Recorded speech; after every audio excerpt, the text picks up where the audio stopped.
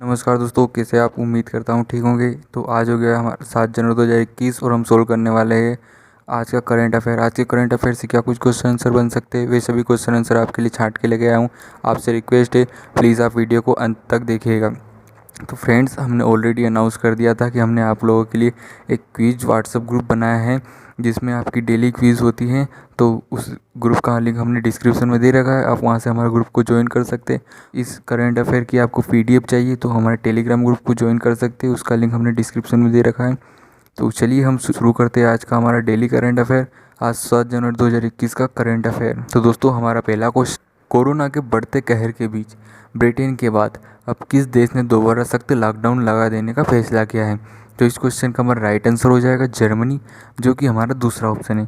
चलिए दोस्तों, इसके बारे में थोड़ा विस्तार से समझते हैं। तो कोरोना के बढ़ते कहर के बीच ब्रिटेन के बाद अब जर्मनी ने भी देश में दोबारा सख्त लॉकडाउन लगाने का फैसला किया है।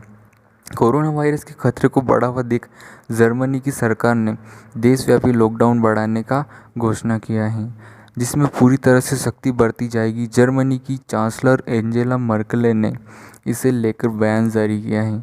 कोरोना महामारी शुरू होने के बाद 30 दिसंबर 2020 को पहली बार जर्मनी में एक दिन में संक्रमण से 1000 से अधिक मौतें हो गई थी। तो दोस्तों, यहाँ पर बात हुई जर्मनी की। तो चलिए जर्मनी के बारे में थोड़ा विस्तार से समझते हैं।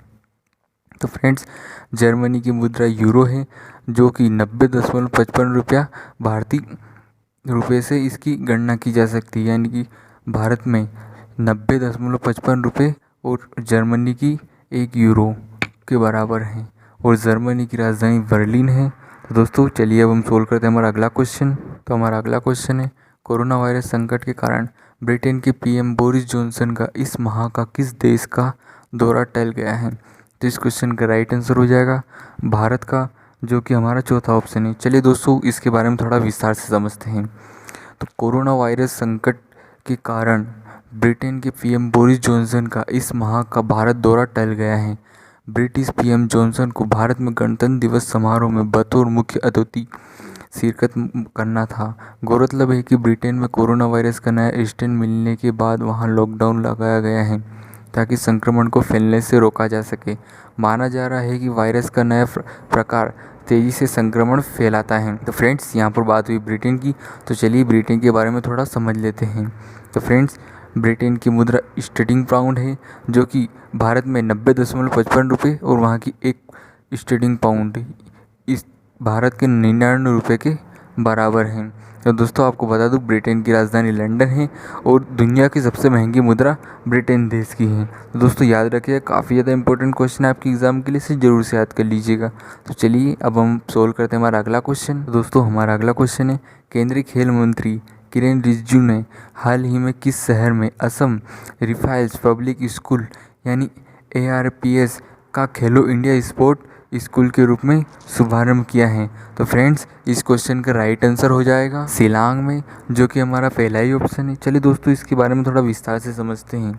तो फ्रेंड्स, केंद्रीय खेल मंत्री किरेन रिजिजू ने हाल ही में शिलांग में असम राइफल्स पब्लिक स्कूल का खेलो इंडिया स्पोर्ट स्कूल के रूप में शुभारंभ किया। वर्तमान में देश भर में 9 स्पोर्ट स्कूलों को मंजूरी दी गई है, जिनमें से 5 का प्रबंधन रक्षा एवं अर्धसैनिक बलों द्वारा किया जाता है। असम राइफल्स पब्लिक स्कूल पूर्वोत्तर क्षेत्र में खेलो इंडिया योजना के तहत घोषित होने वाला पहला स्पोर्ट स्कूल है। तो चलिए दोस्तों, असम के बारे में थोड़ा समझ लेते हैं। तो फ्रेंड्स, असम के मुख्यमंत्री सर्बानंद सोनोवाल है और यहाँ के राज्यपाल जगदीश मुखी जी हैं। साथ ही असम की राजधानी दिसपुर है।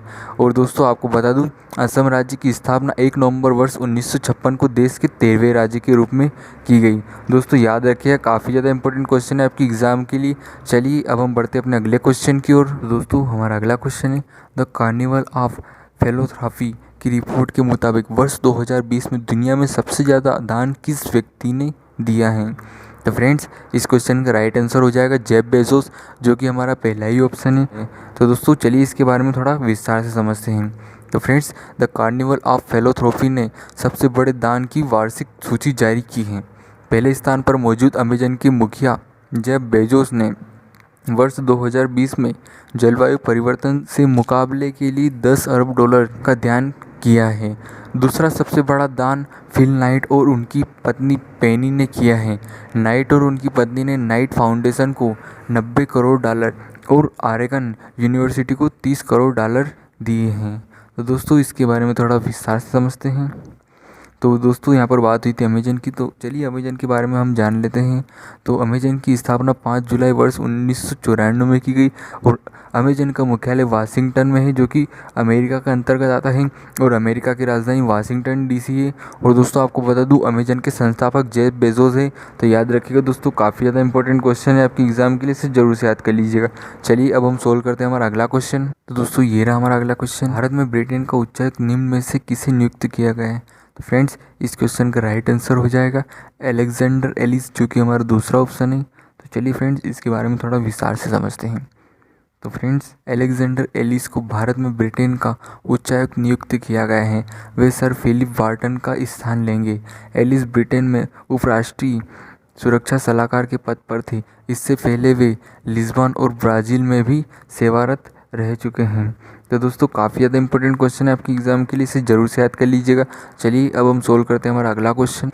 तो फ्रेंड्स हमारा अगला क्वेश्चन है, किस राज्य के खंडवा जिले में नर्मदा नदी पर बन रहे 600 मेगावाट वाले विश्व के सबसे बड़े तैरते हुए सौर ऊर्जा परियोजना से वर्ष 2022-23 से सौर ऊर्जा मिलने लगेगी?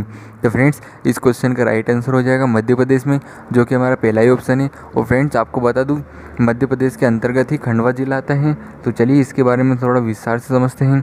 तो मध्य प्रदेश के खंडवा जिले में नर्मदा नदी पर ओमकारेश्वर बांध पर बन रहे 600 मेगावाट वाले विश्व के सबसे बड़े तैरते हुए फ्लोटिंग सौर ऊर्जा परियोजना से वर्ष 2022-23 से सौर ऊर्जा मिलने लगेगी।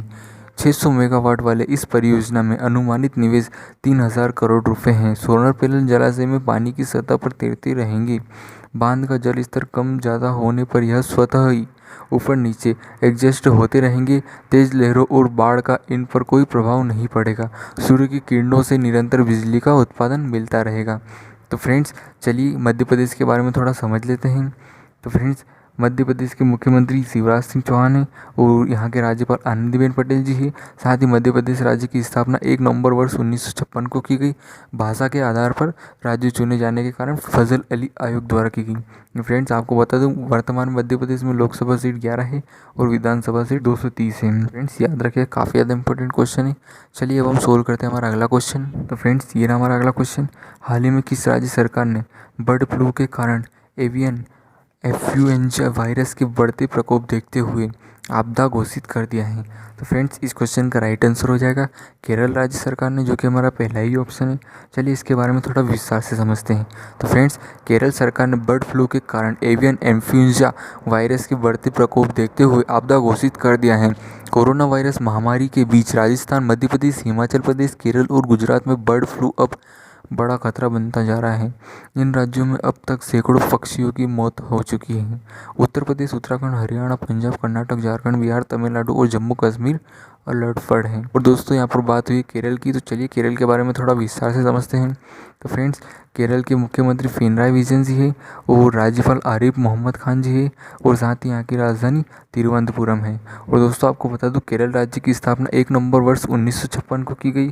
तो दोस्तों काफ़ी ज़्यादा इंपॉर्टेंट क्वेश्चन है आपके एग्जाम के लिए, ट्रेंडिंग में भी है, इसलिए आप इसे जरूर से याद कर लीजिए। आरबीआई ने हाल ही में जुर्माना वसूली और संग्रह गतिविधियों समेत विभिन्न दिशा निर्देशों के उल्लंघन को लेकर किस पर 2.5 करोड़ रुपए का जुर्माना लगाया है? तो फ्रेंड्स इस क्वेश्चन का राइट आंसर हो जाएगा हमारा तीसरा ऑप्शन, जो कि बजाज फाइनेंस लिमिटेड। दोस्तों याद रखिए काफ़ी ज़्यादा इंपॉर्टेंट क्वेश्चन है। चलिए इसके बारे में थोड़ा विस्तार से समझते हैं। तो फ्रेंड्स भारतीय रिजर्व बैंक आरबीआई ने बजाज फाइनेंस लिमिटेड पर 2.5 करोड़ रुपए का जुर्माना लगाया है।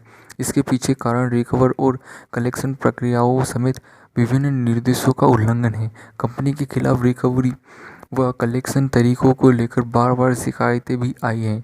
आरबीआई ने यह भी कहा कि बजाज फाइनेंस के खिलाफ कार्रवाई नियम की अनुपालन में कमी पर आधारित है। इसका मकसद ग्राहकों और कंपनी के बीच किसी ट्रांजैक्शन या करार की वैधता पर फैसला देना नहीं है। दोस्तों यहाँ पर बात हुई आरबीआई की, तो चलिए आरबीआई के बारे में थोड़ा समझते हैं। तो दोस्तों भारतीय रिजर्व बैंक यानी आरबीआई के कुछ महत्वपूर्ण तथ्य जान लेते हैं। तो फ्रेंड्स, आरबीआई की स्थापना 1 अप्रैल वर्ष 1935 को की गई और इसका मुख्यालय मुंबई में है।